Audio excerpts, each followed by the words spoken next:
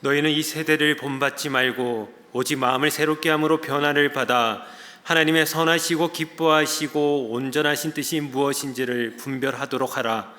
하나님은 영이시니 예배하는 자가 영과 진리로 예배할지니라. 아멘.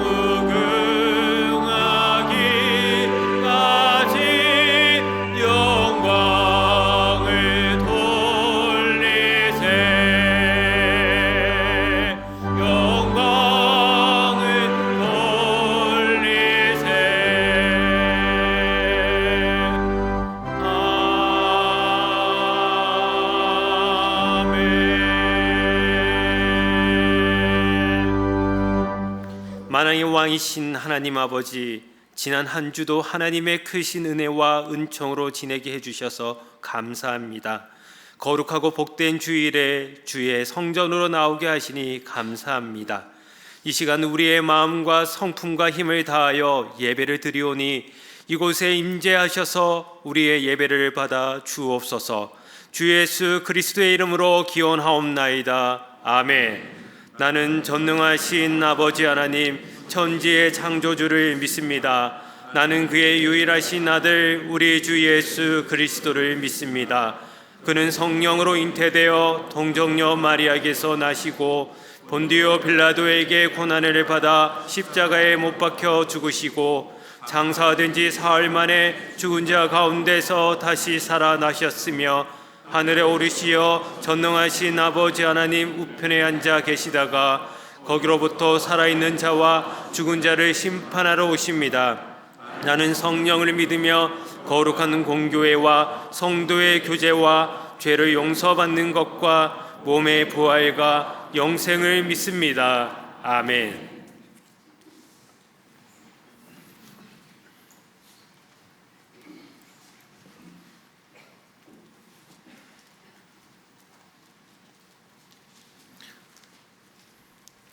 광야와 메마른 땅이 기뻐하며 사막이 백합화같이 피어 즐거워하며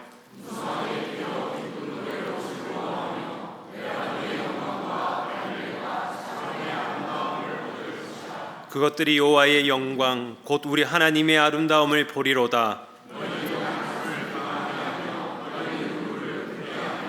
겁내는 자들에게 이르기를 굳세어라. 두려워하지 말라. 보라 너희 하나님이 오사.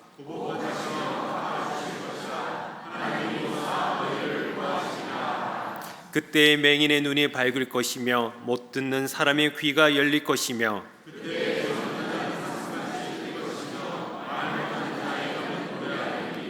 이는 광야에서 물이 솟겠고 사막에서 시내가 흐를 것임이라.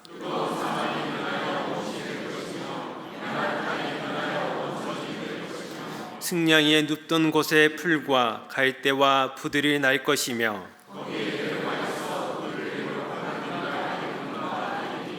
깨끗하지 못한 자는 지나가지 못하겠고 오직 구속함을 입은 자들을 위하여 있게 될 것이라. 아멘.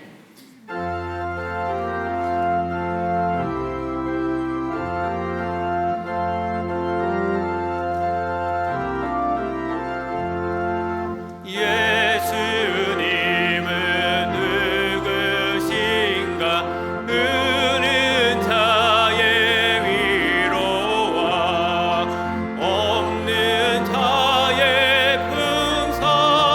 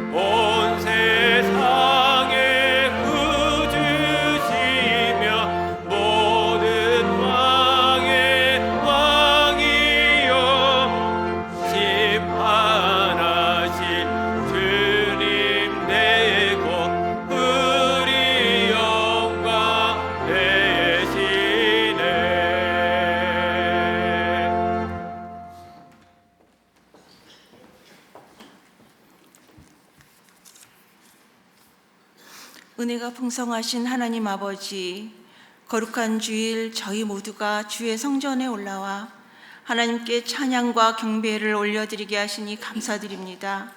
마음과 뜻과 정성을 다해 오직 하나님을 경외함으로 예배하는 시간이 되게 하옵소서. 시간의 때를 정해주사 한 해를 돌아보게 하신 하나님, 자녀에게 한없이 부어주시는 그 사랑을 받음에도 세상의 것에 더 마음을 뺏기고 그 즐거움을 쫓았던 한 해였음을 고백합니다. 이 성탄의 계절을 보내면서도 예수께서 이 땅에 오신 이유를 잊고 살고 있는 저희들을 용서하여 주옵소서. 하나님과 본체이시지만 그 영광 다 버리시고 이 낮고 낮은 곳에 오셔서 사람의 시간을 사시며 서로 사랑하라 섬김의 본을 보여주신 예수님, 참 빛으로 오셔서 상처 입은 영혼에게 참 소망 주시고 새 생명을 부어주신 예수님, 우리 모두가 예수를 닮아 어두운 이 땅 가운데 예수 그리스도의 빛을 비추는 자로 살아가게 하옵소서. 지금도 이 땅 대한민국을 돌보시는 하나님, 대통령과 의정자들에게 지혜 주셔서 하나님을 향한 두려운 마음으로 백성들의 나뉘어지고 깨어진 마음들을 잘 돌아보아서 부끄럼 없는 정치를 해나가게 하옵소서.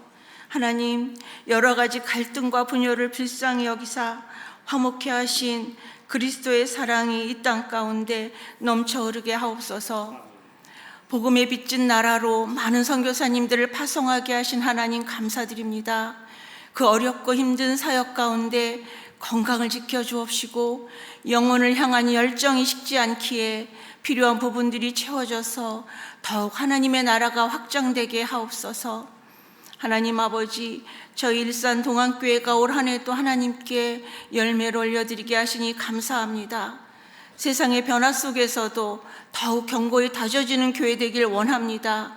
이 자리에 안주하는 교회가 아니라 하나님의 뜻을 쫓아 이 땅 가운데, 이 지역사회 가운데 덕을 끼치며 새 부흥을 일으키는 교회 되게 하옵소서. 다시 한 해를 품고 기도하며 나갈 때 하나님의 말씀을 지키며 하나님의 이름을 배반하지 아니하였다 칭찬받는 교회요 성도 되게 하옵소서. 이 시간 말씀을 붙잡고 우리 단위에 서신 우리 박지영 목사님, 늘 영과 육이 강건하게 하옵시고 하늘의 신령한 능력과 하나님 공급해 주신 힘으로 성령 충만하게 말씀 전하게 하옵소서. 그 말씀을 받은 우리의 마음이 뜨거워져서 순종의 제사를 드리는 시간이 되게 하옵소서. 하나님, 샬롬 찬양대의 찬양을 기뻐 받으시옵소서. 대원들의 삶이 하나님을 기뻐함으로 그 마음의 소원을 이루는 은총을 내려 주옵소서. 간절히 바라옵기는 영과 육의 연약함으로 고통 가운데 있는 우리 환우들, 그럼에도 불구하고 하나님을 신뢰하며 찬양하는 저들을 사랑으로 안아주시고 치유하여 주옵소서. 경제적 어려움에 있는 지체들 회복의 은혜를 더하여 주옵시고 이 추운 날씨에 요양원이나 시설에 계신 분들 외롭지 않고 따뜻하게 지내도록 도와주시옵소서. 하나님, 이 거룩한 주일 보이는 곳, 보이지 않는 곳에서 섬기시는 분들의 수고에 크신 은총을 더하여 주시옵소서. 우리를 끝까지 사랑하시는 다시 오실 예수 그리스도의 이름으로 기도드립니다. 아멘.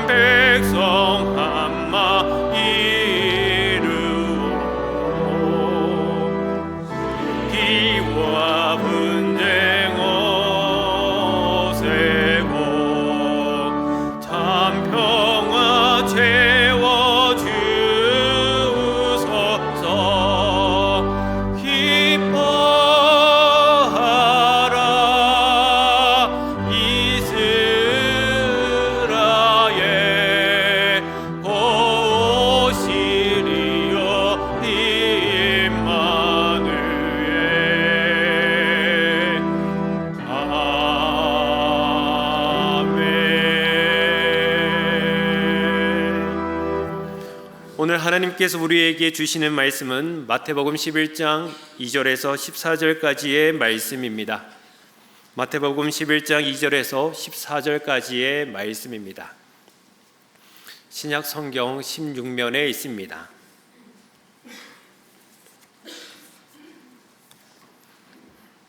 하나님의 말씀을 봉독하겠습니다.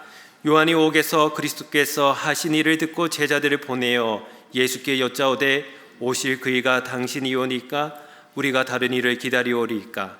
예수께서 대답하여 이르시되 너희가 가서 듣고 보는 것을 요한에게 알리되 맹인이 보며 못 걷는 사람이 걸으며 나병 환자가 깨끗함을 받으며 못 듣는 자가 들으며 죽은 자가 살아나며 가난한 자에게 복음이 전파된다 하라. 누구든지 나로 말미암아 실족하지 아니하는 자는 복이 있도다 하시리라.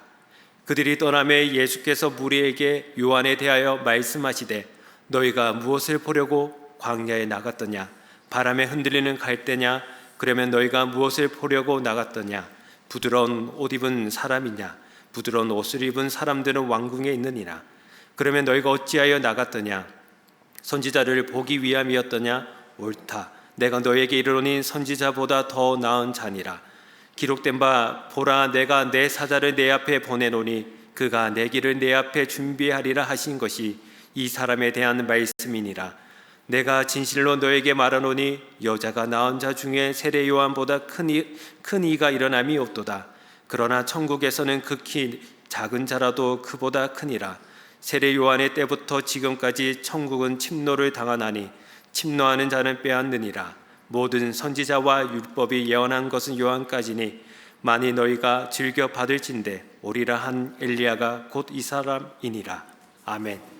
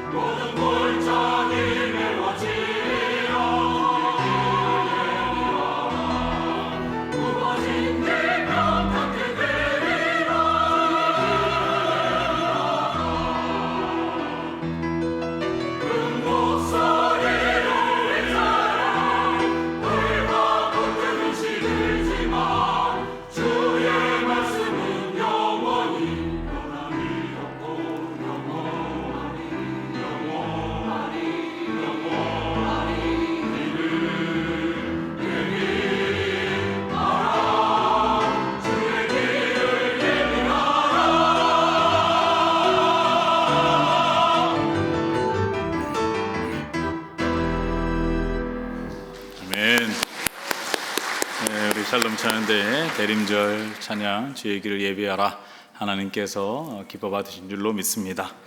네, 여러분 한 주간 동안 평안하셨습니까? 네, 날씨가 많이 춥고 어제는 눈이 내렸습니다.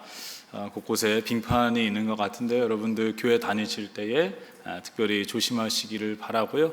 여러분 올 한 해 얼마 남지 않았는데 평안하시고 강건하시기를 바랍니다. 네, 지난주에 저희 어머니 장례가 있었는데 은혜 가운데 잘 마쳤습니다. 많이 위로해 주시고 또 함께 해 주셔서 감사를 드립니다. 또 기도해 주신 많은 분들께도 감사의 인사를 드립니다. 심리학의 이론 중에 기대치 위반 효과라는 그러한 이론이 있습니다. 기대했던 것이 이루어지지 않으면은 실망이 기대한 만큼 실망이 크다라는 거죠. 뭐 어려운 이론이지만은 사실은 누구나 다 알고 있는 내용이기도 합니다. 기대가 크면 실망이 그만큼 크다라는 거죠. 우리는 이미 이러한 경우를 많이 경험을 했습니다. 때로는 사람에 대해서 많은 기대를 했다가 실망을 할 때가 있고요. 또 오랜 동안 기대하고 기다렸던 일들이 잘 되지 않았을 때에도 우리는 실망을 할 때가 있습니다. 오늘 우리가 함께 읽은 말씀도요, 세례 요한이 예수님에 대한 기대가 있었고 이에 대한 또 실망도 있었다라는 것을 알 수가 있는데 1절을 보시면요, 세례 요한이 옥에 갇혀 있었다라는 것을 알 수가 있습니다.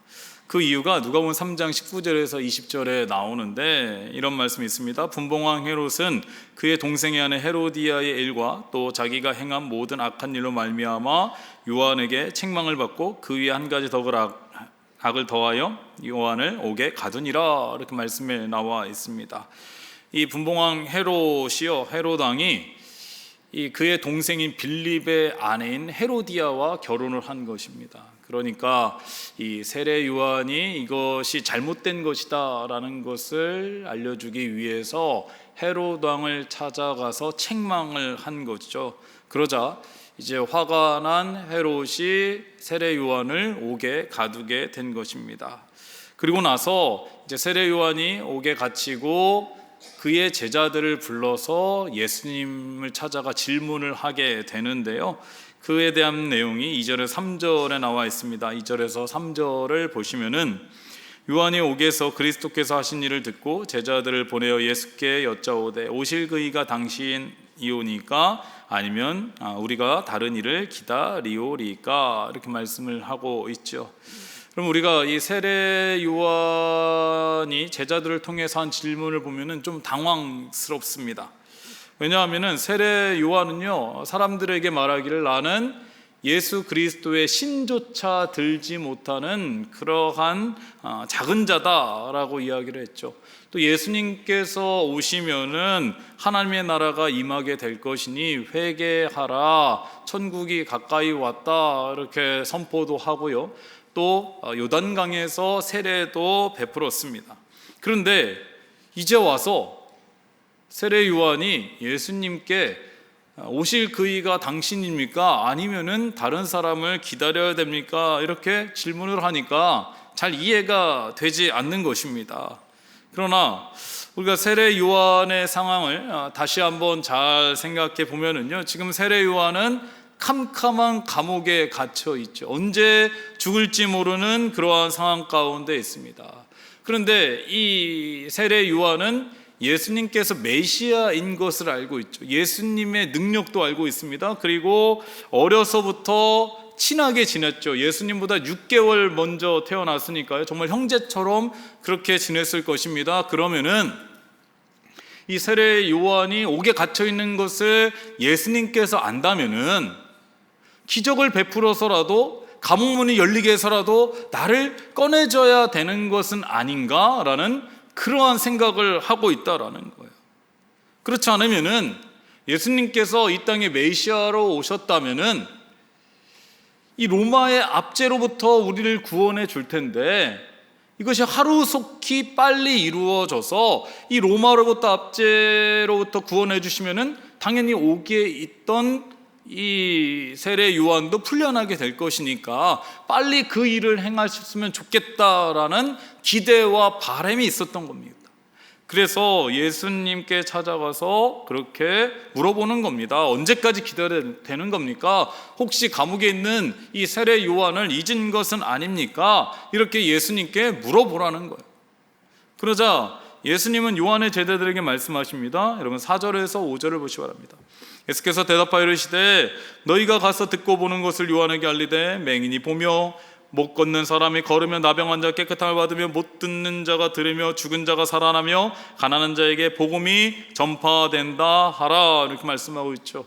여러분 이 4절에서 5절에 나오는 말씀은 이미 예수님께서 이 땅 가운데 행하신 일들을 그대로 말씀하신 겁니다. 그런데 이 말씀은요, 사실은 이사야 선지자의 예언에 기록된 말씀이라는 거예요. 다시 말씀드리면은 예수님께서 이 땅에 행하신 일들은 자기 마음대로 한 것이 아니라 하나님의 말씀대로, 하나님의 뜻대로 행하셨다라는 겁니다. 이사야 35장 5절에서 6절의 말씀에 보니까는 그때에 맹인의 눈이 밝을 것이며 못 듣는 사람의 귀가 열릴 것이며 그때에 저는 자는 사슴같이 뛸 것이며 말 못하는 자의 혀는 노래하리니 이는 광야에서 물이 솟겠고 사막에서 시내가 흐를 것임이라, 이렇게 말씀하고 있죠. 이사야 선지자 이미 말씀한 거예요. 근데 예수님께서는 맹인의 눈을 뜨게 하셨고 못 듣는 사람의 귀를 열게 하셨고 걷지 못하는 사람이 걸음으로 인해서 사슴과 같이 뛰는 일들이 일어난 거죠. 그 말씀 그대로 이루어진 겁니다. 또 이사야 61장 1절의 말씀에 보니까는 주 여호와의 영이 내게 내리셨으니 이는 여호와께서 내게 기름을 부으사 가난한 자에게 아름다운 소식을 전하게 하려 하심이라. 나를 보내사 마음이 상한 자를 고치며 포로된 자에게 자유를, 갇힌 자에게 노임을 선포하며, 이렇게 말씀하고 있죠. 가난한 자를 찾아가서 그들을 위로하고 함께 하시고 갇힌 자에게 노임을 선포하신 그 예수 그리스도, 이사야 선지자의 말씀 그대로 이루어 계신다라는 거예요. 그렇다면 예수님께서 지금 세례 요한의 제자들의 질문에 대답하고 있는 것은 무엇입니까? 예수님께서는요, 세례 요한이 감옥에서 풀려나는 것과는 상관없이 하나님의 말씀과 하나님의 뜻대로 하나님의 나라를 이루어가고 계신다라는 거예요. 세례 요한은 자기가 풀려나기를 바라고 있지만은, 간절히 기대하고 있지만은, 그렇지 않더라도 예수 그리스도께서는 하나님의 뜻을 이루고 계신다라는 거예요. 다시 말씀드리면은 하나님께서는요, 내가 원하고 바라는 대로 해주시는 분이 아니라, 일하시는 분이 아니라 하나님의 뜻대로 지금도 일하고 계신다라는 거예요. 우리에게도 어떻습니까? 우리도요, 우리가 원하고 바라는 일들이 일어나지 않으면요, 실망하죠. 좀 원하고 바라는 것이 있다면은, 정말 하나님 이번에 기적과 같은 일들을 행하서라도 이것을 제가 얻고 싶습니다, 이것이 이루어지기를 바랍니다, 이렇게 기도할 때가 있죠. 그러나 기대한 대로, 기도한 대로 되지 않으면은 어떻게 합니까? 하나님께 원망하기도 하고 불평하기도 하고 실망하기도 하고 심지어 실족하기도 한다라는 거예요. 여러분, 예수님을 생각해 보시기 바랍니다. 예수님을 따라다니던 사람들이요, 이 예루살렘으로 예수님께서 입성할 때 어떻게 했습니까? 호산나 다윗의 자손이여 찬송할지어다, 그렇게 외치면서 예수님을 왕으로 삼으려고 했죠. 그런데 나중에 예수님께서 십자가를 지실 때 어떻게 했습니까? 예수님을 비방하고 조롱하고 십자가에 못 박으라고 외치고, 그렇게 한 이유가 무엇입니까? 이 예수님께서 메시아로 생각하고 로마의 압제로부터 자신들을 구원해 줄 거다라고 생각을 했는데 자신들의 기대대로 되지 않으니까 예수님을 조롱하고 예수님 십자가에 못 박으라고 얘기한 것 아니겠습니까? 그런데 여러분, 이미 이사야 선지자를 통해서요, 장차 오실 메시아는 우리의 허물과 죄악 때문에 징계를 받게 될 것이고 채찍을 맞게 될 것이고 고난을 당할 것이다, 이미 말씀해 주셨잖아요. 우리가 고난주간에 너무나 잘 아는 말씀, 이사야 53장의 말씀에 보면은 우리가 그 말씀을 다 이해하고 있는 것 아니겠습니까? 우리가 알고 있다면은 이 당시 유대인들, 이스라엘 사람들도 다 알고 있었던 내용일 것입니다. 예수님께서 고난당하시고 십자가를 지셔서 우리를 구원해 주신 것, 이것은 이미 하나님의 말씀대로 이루어진 것이라는 겁니다. 그런데 이스라엘 사람들이 자신들의 기대대로, 바람대로 되지 않고 예수님께서 죄인들이 지는 십자가를 지고 죽으시니까 그 기대가 오히려 원망과 분노로 바뀌게 되었다라는 겁니다. 오늘 세례 요한의 죽음도 마찬가지입니다. 저는 이 성경을 알고 세례 요한에 대해서 알고 나서 성경을 읽으면서 세례 요한이 죽었는데 이 죽음이 너무나 약간은 갑작스러운 거예요. 당황스러운 거예요. 세례 요한이라면은 적어도 주의 길을 예비하고 더 많은 일들을 감당하고 선포하고 이래야 될 것이라고 생각하는데 갑자기 이렇게 죽음을 맞이한다고. 오늘 세례 요한의 죽음 알지 않습니까? 이 헤롯 왕의 생일에 헤로디아와 같이 생일 잔치를 하는데 이 헤로디아의 딸이 막 춤을 추는 거예요. 너무나 예쁘죠. 그러니까 헤롯 왕이 딸에게 어떠한 선물을 받기를 원하냐? 그러니까 헤로디아가 이전에 세례 요한이 자신에게 또 헤롯 왕에게 책망한 것이 기분 나쁘니까 그 마음속에 두었다가 딸에게 그러면은 세례 요한의 목숨을 달라고 해라, 생명을 달라고 해라, 목을 달라고 해라. 그래가지고 이 딸 한마디에 세례 요한이 그렇게 생일 선물로 죽음을 맞이했다는 거 아니겠습니까? 어떻게 이럴 수가 있지? 저는 그런 생각이 들었습니다. 그러나 우리는 그렇게 좀 더 세례 요한이 하나님 나라를 위해서 헌신하고 쓰임받기를 원했지만 하나님의 뜻은 달랐던 거죠. 이렇게 죽음을 맞이하는 것, 이것이 또 하나님의 뜻이었고 세례 요한은 거기까지가 사명을 감당했던 겁니다. 그래서 예수님께서요 세례 요한의 제자들에게 말한 게 무엇입니까? 6절에 보면은 누구든지 나로 말미암아 실족하지 아니하는 자는 복이 있도다 이렇게 말씀을 하고 있습니다. 갑작스럽게 예수님을 찾아와서 이 세례 요한의 질문을 한 제자들이 이제 떠나가게 되고요. 이제 예수님께서 무리들에게 세례 요한에 대해서 칭찬을 하고 계시는 것을 볼 수 있습니다. 그리고 7절의 말씀을 보시기 바랍니다. 7절 말씀 보시면 너희가 무엇을 보려 광야에 나갔더냐? 바람에 흔들리는 갈대냐? 이렇게 물어보고 계시고요. 또 8절의 말씀을 보면은 그러면 너희가 또 무엇을 보러 나갔냐? 부드러운 옷 입은 사람이냐? 부드러운 옷을 입은 사람은 왕궁에 있다라고 말씀을 하고 있는 것이고요. 그리고 9절에서 11절 말씀 보면 너희가 선지자를 보러 갔느냐? 옳다. 세례 요한은 선지자보다 더 나은 사람이다 이렇게 말씀을 하고 있습니다. 그럼 여기서 이 예수님께서 말씀하신 것, 너희가 광야에 흔들리는 바람에 흔들리는 갈대를 보러 갔느냐? 이것은 무엇을 의미하느냐? 이 세례 요한은 광야에서 살았죠. 흔들리는 갈대는 무엇을 의미합니까? 나약함을 의미하죠. 소신 없이 왔다 갔다 하는 것을 의미합니다. 근데 예수님께서 지금 말씀하시는 것은 광야에 있던 이 세례 요한은 나약하지 않았다라는 거예요. 흔들리지 않았다라는 거예요. 왜요?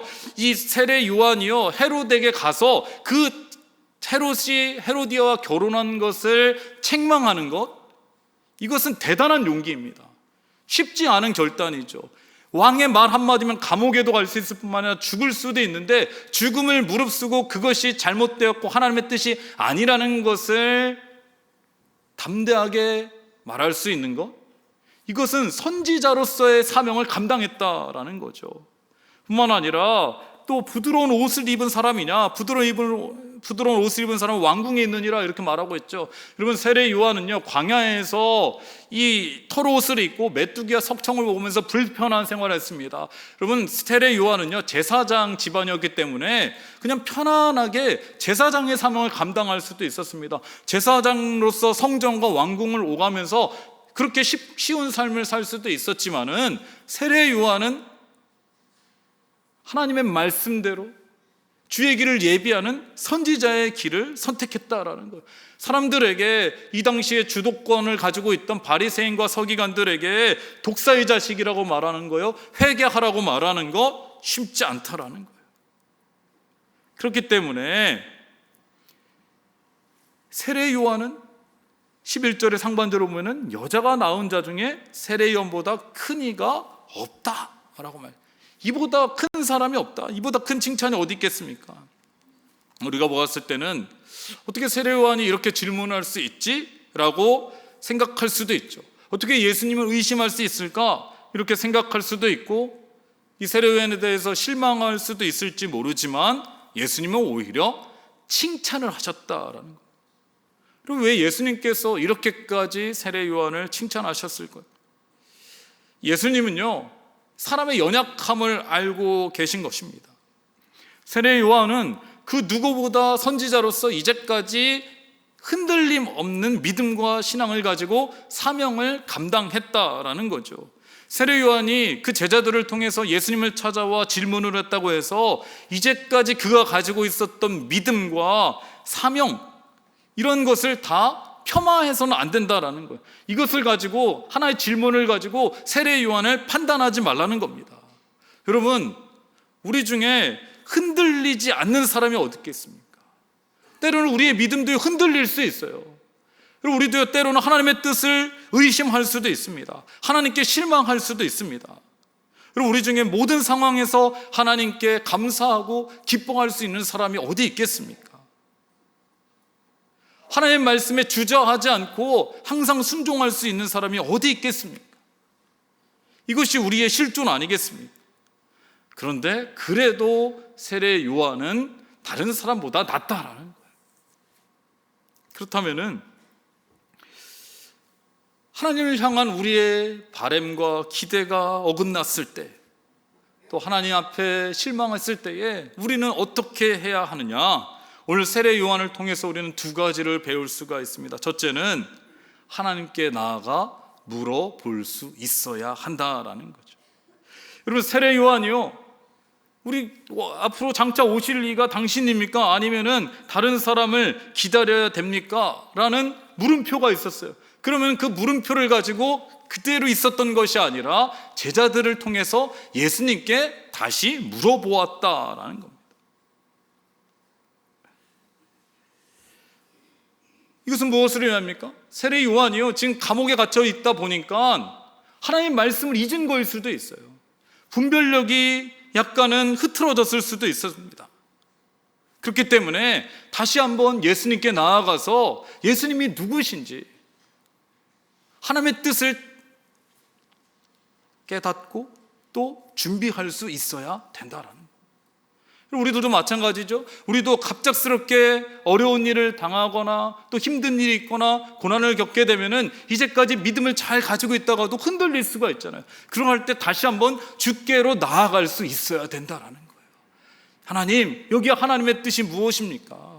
제가 지금 놓치고 있는 것이 무엇입니까? 제가 혹시 잘못 판단하고 있는 것이 무엇입니까? 이렇게 질문하고 기도할 수 있어야 된다라는 거예요. 둘째는요, 하나님께서는 이미 우리에게 기적과 같은 일들을 많이 행하셨다라는 것입니다. 그리고 우리가 간절히 바라고 원하는 것들이 지금은 이루어지지 않았을지 모르지만 이전에 이미 하나님께서는 많은 일들을 우리에게 행하셨다라는 거죠. 그 중에 가장 기적이 무엇입니까? 하나님의 아들 예수 그리스도께서 사람의 몸을 입고 이 땅에 오셔서 우리와 함께 하시고 우리를 구원해 주시고 십자가에 못 박혀 죽으심으로 영원한 생명, 부활의 믿음을 우리에게 주셨다라는 거, 이것이 가장 큰 기적과 같은 일 아니겠습니까? 그리고 이러한 믿음이 있으면요, 때로는 우리가 하나님께 실망할 수 있을지는 모르지만은 실족하지는 않는다라는 거예요. 흔들릴 수는 있을지 모르지만은 하나님을 떠나진 않는다라는 거예요. 믿음을 저버리진 않는다라는 거예요. 그러면서 한 가지 더 중요한 이야기를 하십니다. 11절 하반절을 보시기 바랍니다. 예수님께서 사람이 낳은 사람 중에 가장 큰 자가 세례 요한이라고 했는데 그 이유가 중요하죠. 그러나 천국에서는 극히 작은 자라도 세례 요한보다 크다라는 거예요. 여러분, 이 말씀을 이해를 하십니까? 여러분, 우리가요, 이 천국에서는 극히 작은 자도 세례 요한보다 크다라는 것은, 천국에 들어갔다라는 것은 어떠한 의미가 있습니까? 예수 그리스도를 믿는 자가 천국에 들어가는 거죠. 여러분, 세례 요한은요, 예수님과 동시대의 사람입니다. 세례 요한은 하나님의 말씀대로 주의 길을 예비하고 예수님께서 메시아이시다라는 것은 알고 있었지만은 감옥에 있다가 순교했기 때문에 예수님의 죽음을 보지 못했고 부활도 보지 못했습니다. 그러나 천국에 들어간 자는 어떻습니까? 이미 예수 그리스도께서 우리를 위해 죽으시고 부활하셔서 우리와 함께 하시고 우리에게 영원한 생명을 주셨다는 것을 믿었기 때문에 천국에 들어갈 수 있었던 거죠. 이 믿음이 없으면 천국에 들어갈 수 없는 것입니다. 그렇다면은 예수 그리스도를 구주로 믿고 주를 의지하며 천국 소망을 가진 사람은 아무리 작은 자라도 세례 요한보다는 낫다는 거예요. 여러분, 이 믿음을 다 가지고 계십니까? 그러면요, 저와 여러분도 세례 요한보다 낫다라는 거예요. 우리 옆에 계신 분과 인사 한번 할까요? 세례 요한보다 나으신 분이십니다. 이렇게 한번 인사하겠습니다. 이렇게 말하면서 뭔가 쑥스럽죠? 내가 정말 그런가? 제가 하는 말씀이 아니라 성경에서 하시는 말씀이에요. 그러면서 뭐라고 말씀하십니까? 여러분 12절에 보시기 바랍니다. 세례 요한의 때부터 지금까지 천국은 침노를 당하나니 침노하는 자는 빼앗느니라, 이렇게 말씀합니다.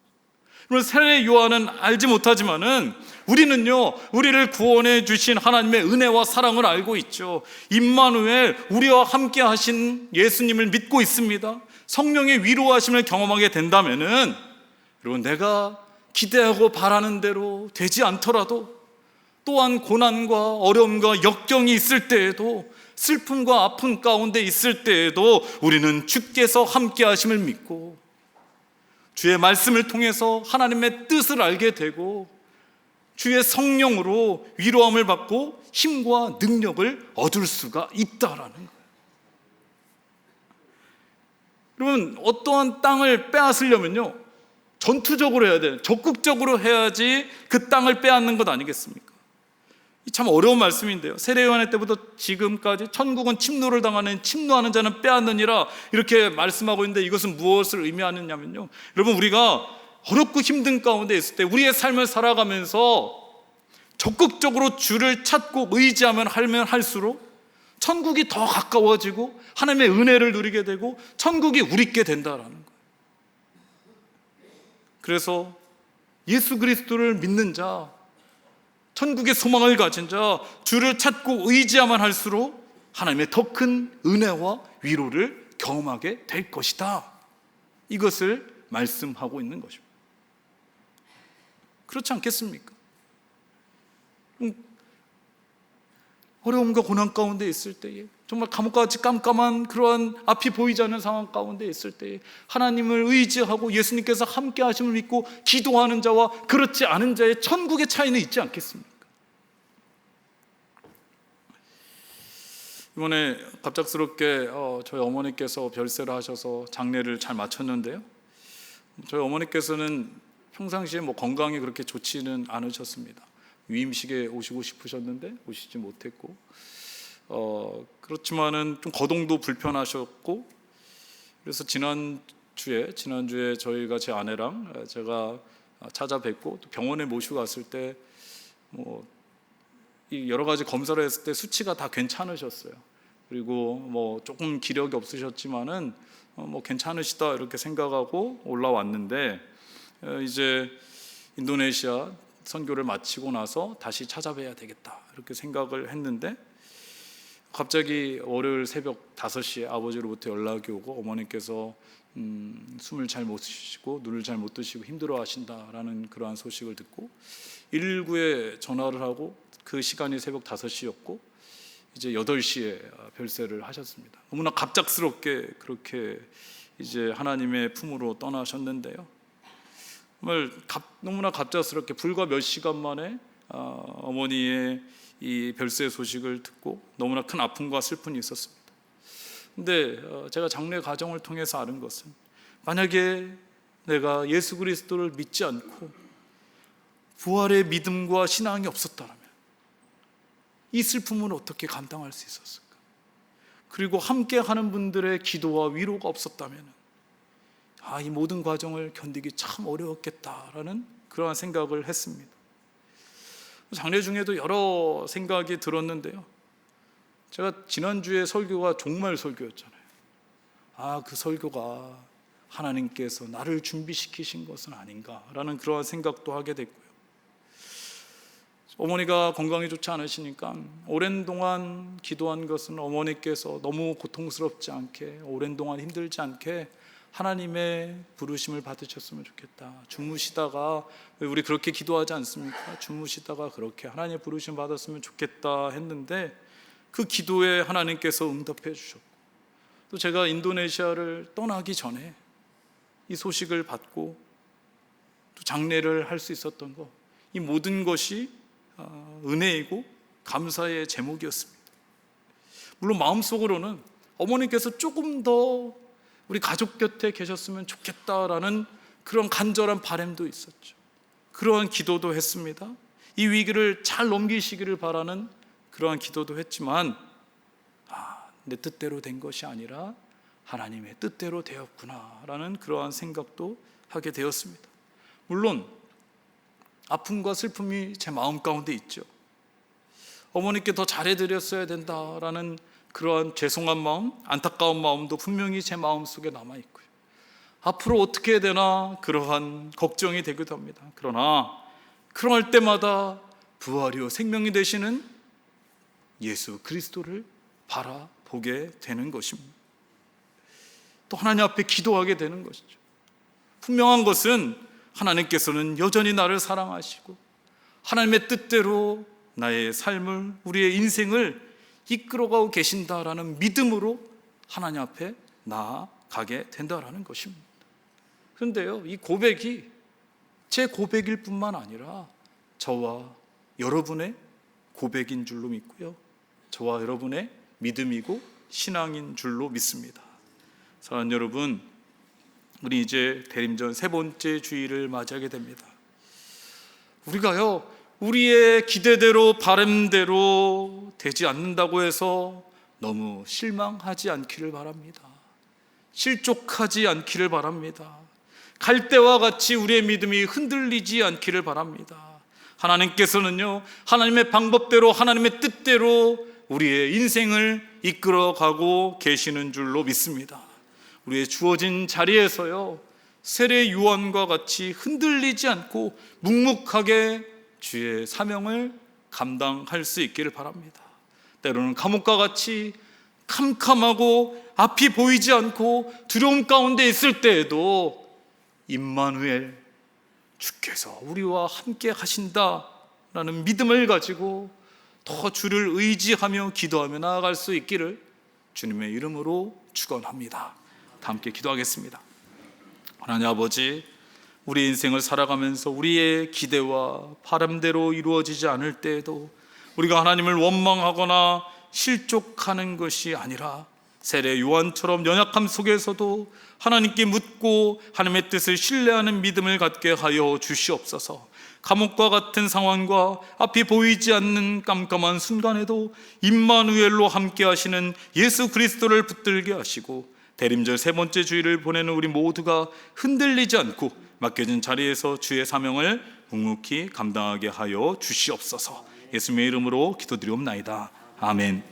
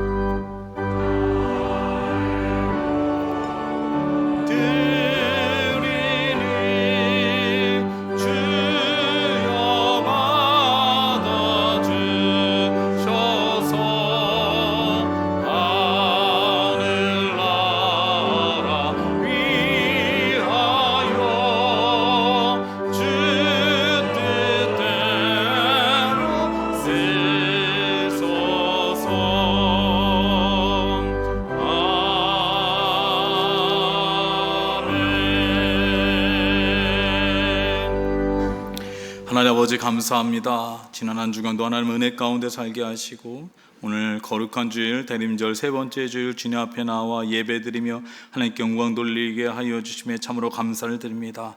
하나님께서 우리를 구원해 주시고 많은 기적과 같은 일들을 행하심을 기억하며 감사하는 마음으로 우리의 마음과 정성을 담아 하나님께 예물을 올려드리오니 이 예물을 하나님께서 기뻐 받아 주시옵소서. 이 예물이 하나님 나라 영광을 위해 쓰일 때에 주의 은혜와 사랑과 복음도 함께 전해지게 하여 주시고 또 필요한데 목적대로 쓰여지게 하여 주시옵소서. 그래서 아름다운 열매들 많이 맺혀지게 하여 주시고 특별히 오늘도 부속 건물 리모델링 헌금을 하나님께 함께 드립니다. 다음 세대를 생각하며 또 우리의 믿음이 더 자라날 것을 기대하며 아름다운 교제가 있기를 바라는 마음으로 하나님 사랑하는 마음과 교회를 사랑하는 마음으로 헌금을 올려드리오니 이 예물을 통하여 우리 리모델링이 은혜 가운데 안전하게 잘 이루어질 수 있도록 주님 도와 주시옵소서. 아버지 하나님 예물을 드리는 손길과 가정을 하나님께서 축복하여 주시옵소서. 더 많은 것을 하나님께서 허락하여 주시고 하늘의 신령한 것과 땅의 기름진 것으로 채워주시며 생업 가운데 복을 더하여 주셔서 하나님께도 드리고 남고 어려운 이웃들도 돌보고 살필 수 있게 하여 주시고 가정 가운데 은혜와 평안을 더하여 주시고 기도하는 제목들도 하나님의 뜻 안에서 다 이루어지게 하여 주시옵소서. 마음은 간절하되 드리지 못한 손길이 있다면 그 마음을 위로하여 주시고 다음에는 꼭 들을 수 있는 은혜를 허락하여 주시옵소서. 아버지 하나님 한 주간을 살아갑니다. 임마누엘 주님과 함께하게 하여 주시옵고 날씨가 춥고 길이 미끄러운데 우리 성도님들 안전과 건강을 지켜 보호하여 주시옵소서. 아버지 하나님께 감사드리며 예수님의 이름으로 봉헌 기도 드리옵나이다. 아멘. 네, 교회 소식을 말씀드리도록 하겠습니다. 주보를 참고해 주시기 바랍니다. 오늘 우리 교회 처음 나오신 분들이 계시다면 주님의 이름으로 환영하고 축복합니다. 교회에 등록하기를 원하시는 분들은요 본당 1층에 가시면 새가족행 영접위원분들이 계시는데 영접위원분들을 찾아가시면 저희가 안내를 등록을 도와드리도록 하겠습니다. 지난주에 우리 교회 처음 등록하신 분이 계십니다. 오유서 성도님, 문지윤 성도가 인도했습니다. 이 시간에 예배 함께 참석했는데요. 잠깐 일어나 주시기 바랍니다. 우리 오유서 성도님. 주의 사랑으로 환영합니다. 주의 사랑으로 환영합니다. 형제 안에서 주의 영광을 보내 주의 사랑으로 환영합니다. 우리 한예 박사들 하였습니다. 네, 고맙습니다. 네, 제가 기도하겠습니다. 아버지 하나님 감사합니다. 하나님께서 우리 오유석 형제 사랑하시고 일산동안교회에 함께 신앙생활할 수 있도록 등록해 주심에 참으로 감사를 드립니다. 아버지 하나님께서 우리 오유석 형제를 사랑하셔서 또 우리 교회에 등록하게 하신 줄로 믿습니다. 또 새로운 가정을 이루어서 또 함께 신앙생활하게 되었는데 아버지 하나님 우리 오유석 형제 항상 하나님께서 기억하여 주시고 우리 교회에서 신앙생활하면서 더 많은 하나님의 은혜와 축복을 누리게 하여 주시고 믿음도 자라나게 하여 주시고 새로운 가정 가운데 하나님께서 말할 수 없는 은혜와 평강을 더하여 주시옵소서. 하나님께서 건강을 지켜주시고 능력의 오른팔로 붙잡아 주셔서 모든 것이 합력하여 선을 이루는 형통함의 축복도 누리게 하여 주시옵소서. 함께해 주실 하나님께 감사드리며 예수님의 이름으로 기도드리옵나이다. 아멘. 네, 우리 다시 한번 환영의 박수 하도록 하겠습니다. 네, 잘 오셨습니다. 네, 감사합니다.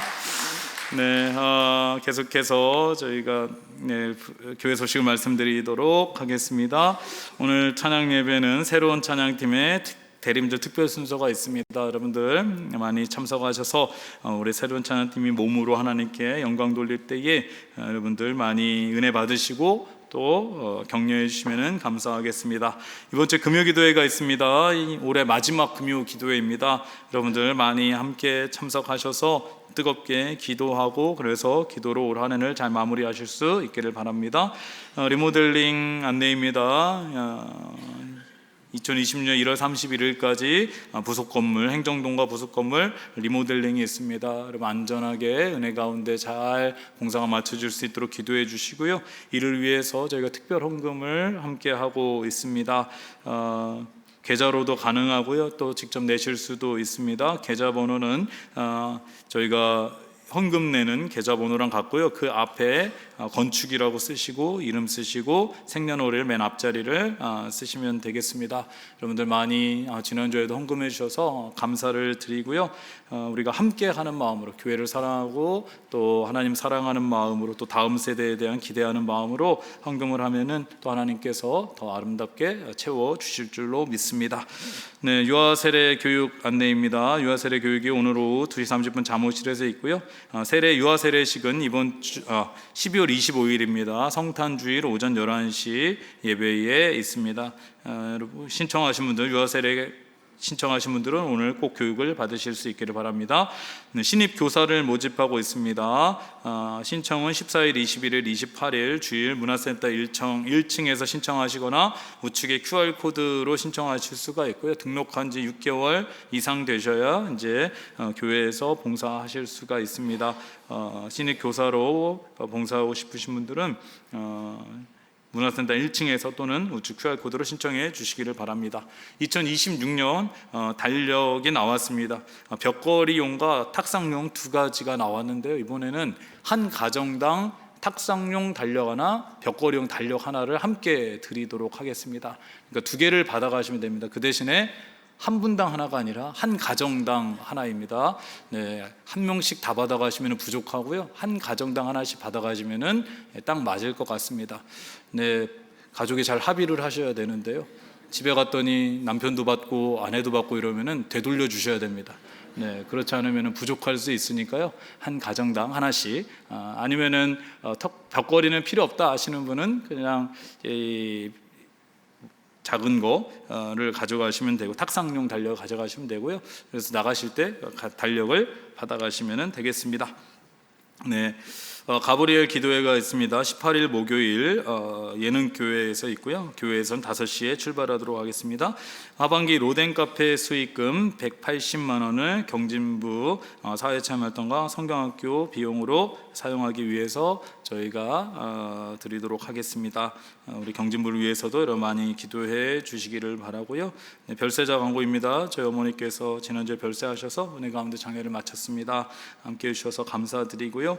또 헌화해 주신 분이 계십니다. 유영백 집사님, 김명규 권사님의 아들 결혼에 감사해서 헌화해 주셨고 이경승 권사님 남편 되시는 고 통tun준 집사님 일주기를 추모하며 헌화해 주셨습니다.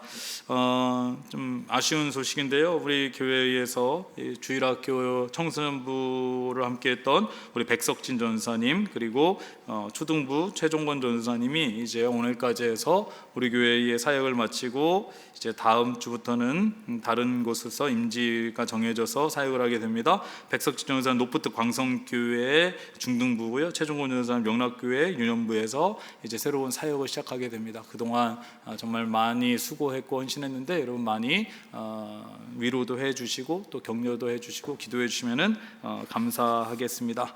네, 우리 이제 옆에 계신 분과 이렇게 인사하도록 하겠습니다. 인사할 때에 흔들리지 맙시다 이렇게 인사하겠습니다. 흔들리지 맙시다. 네, 한 번 더 인사하도록 하겠습니다. 한 주간 동안 평안하시기 바랍니다. 한 주간 동안 평안하시기 바랍니다. 네, 이제 다 함께 일어나셔서 찬송가 545장 1절 찬송하시겠습니다.